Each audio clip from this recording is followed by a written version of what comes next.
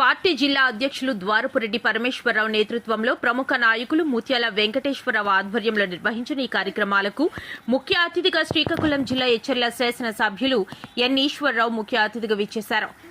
MVR నివాసం నుండి 200 కార్లతో 300 మంది బైక్లతో ర్యాలీగా ఎంవీఆర్ యువసేన సభ్యులు, బీజేపీ కార్యకర్తలు బీజేపీ జిందాబాద్ నినాదాలతో హోరెత్తేలా తరలి రావడంతో అనకాపల్లి పట్టణమంతా కాషాయమయమైంది. ముందుగా ఎంపీ సీఎం రమేష్ కార్యాలయానికి చేరుకున్నారు. కార్యాలయ ఇన్ఛార్జ్ విజయ్ పార్టీ జెండా ఆవిష్కరించారు. ర్యాలీ నగరం గుండా సాగుతూ వేల్పుల వీధికి చేరుకుంది. జంక్షన్లో బీజేపీ నాయకులు పతాకావిష్కరణ చేశారు. అనంతరం డైట్ కాలేజ్ జంక్షన్లో ఉన్న భారతరత్న అటల్ బిహారీ వాజ్పేయి విగ్రహం వద్దకు చేరుకొని ఆయనకు పూలమాలలు వేసి పుష్పాంజలి ఘటిస్తూ నివాళులర్పించారు. ఈ సందర్భంగా ఎమ్మెల్యే ఈశ్వరరావు, బీజేపీ జిల్లా అధ్యక్షుడు ద్వారపురెడ్డి పరమేశ్వరరావు, ఎంవీఆర్ తదితరులు మాట్లాడుతూ అటల్జీ చూపిన బాటలో నరేంద్ర మోదీ నాయకత్వంలో దేశం ప్రపంచానికే మార్గదర్శకంగా నిలుస్తోందని కొనియాడారు. పార్టీ క్రమశిక్షణ, నిరంతర సేవలే ఈ 46 ఏళ్ల విజయ ప్రస్థానానికి పునాదులని ఆయన స్పష్టం చేశారు. పార్టీ ఎదుగుదలకు అహర్నిశలు శ్రమిస్తున్న క్షేత్రస్థాయి కార్యకర్తలే అసలైన బలమని కొనియాడారు. ఈ కార్యక్రమంలో ప్రధాన కార్యదర్శి బొడ్డేడ నాగేశ్వరరావు, రాష్ట్ర నాయకులు పొన్నగంటి అప్పారావు, ఈడ్ల శ్రీరామ్మూర్తి, పలక రవి, ఓరుగంటి నాగమణి, జిల్లా మండల స్థాయి ప్రముఖులు పాల్గొన్నారు.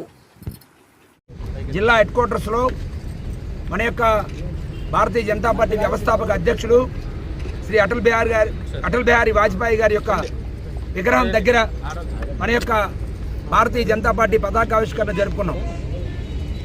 మనందరికీ తెలుసు భారతీయ జనతా పార్టీ యొక్క చరిత్ర. ఇది భారతీయ జనతా పార్టీ ఏదో ఒక గాలికి వచ్చినటువంటి పార్టీ కాదు. భారతీయ జనతా పార్టీలో నాయకులందరూ కూడా ఏదో ఒక గాలిలో ఎమ్మెల్యేలుగా, ఎంపీలుగా ఎన్నిక కాబడి దేశాన్ని పరిపాలిస్తున్న వాళ్ళు కాదు.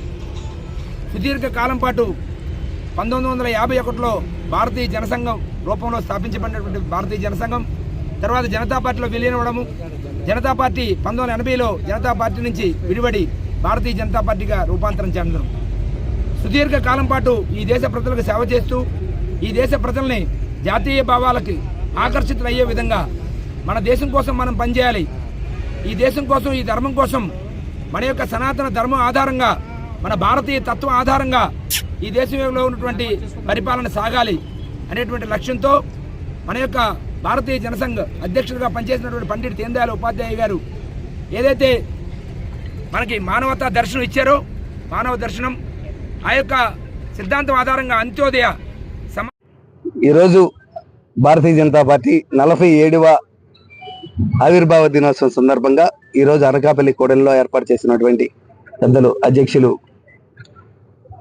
పరమేశ్వరరావు గారి ఆధ్వర్యంలో ఈరోజు నేను అతిథిగా వచ్చి ఈ జెండా కార్యక్రమాన్ని నిర్వహించడం జరిగింది. చాలా సంతోషం. భారతీయ జనతా పార్టీ ఆవిర్భవించి 47 సంవత్సరాలైంది. ఈ 47 సంవత్సరాలకు ముందు చాలా చరిత్ర ఉంది.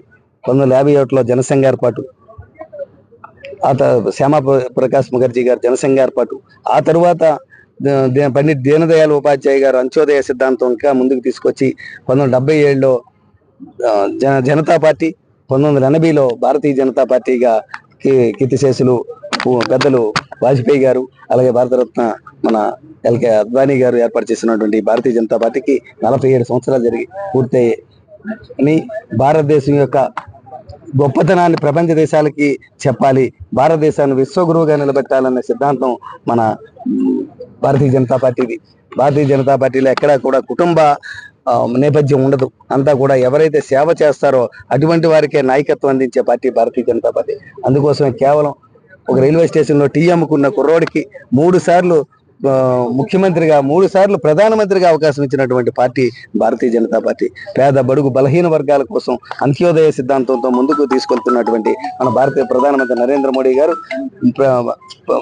అటు ముఖర్జీ గారి సిద్ధాంతాన్ని కానీ, పండిట్ దీన్ దయాళ్ గారి సిద్ధాంతాన్ని, అంత్యోదయ సిద్ధాంతం నుంచి నేటి వరకు ఉన్నటువంటి వికసిత భారత్ వరకు తీసుకెళ్తున్నటువంటి మహానుభావుడు మన నరేంద్ర మోడీ గారు. ఈరోజు చారిత్రాత్మకంగా దేశంలో జరిగినటువంటి కాంగ్రెస్ ప్రభుత్వం 60 సంవత్సరాలు, 76 సంవత్సరాలు ఈరోజు స్వతంత్రం వస్తే అందులో సుమారు 60 సంవత్సరాలు దేశాన్ని సర్వనాశనం చేసినటువంటి కాంగ్రెస్ ప్రభుత్వం చేసినటువంటి తప్పులన్నీ సరిచేస్తూ ఈరోజు కాశ్మీర్ని పూర్తిగా భారతదేశంలో విలీనం చేసి, అలాగే రామ మందిరాన్ని నిర్మించి ట్రిపుల్ తలాక్ చెప్పి అలాగా అన్ని రకాలుగా ఈరోజు అంత్యోదయ సిద్ధాంతాన్ని పేద బడుగు బలహీన వర్గాలందరికీ ఈరోజు ముందుకు తీసుకెళ్తూ ఈరోజు అన్ని సర్వేల్లో కూడా సుమారు ఈ 10-12 సంవత్సరాల్లో భారతదేశంలో 25 కోట్ల మంది పేదరికంలో ఉన్న వారందరూ కూడా మధ్యతరగతి ఆ పై స్థాయికి చేరుకోవడం జరిగింది. పేదరికం నుంచి నిర్మూలన చెందడం జరిగింది.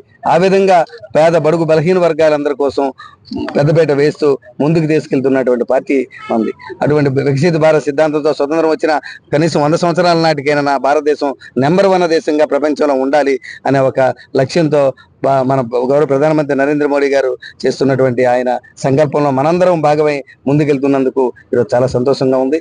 ఈరోజు కార్యకర్తలందరికీ కూడా మరొకసారి నా హృదయపూర్వక ఆవిర్భావ దినోత్సవ శుభాకాంక్షలు తెలియజేసుకున్నాను. జై హింద్.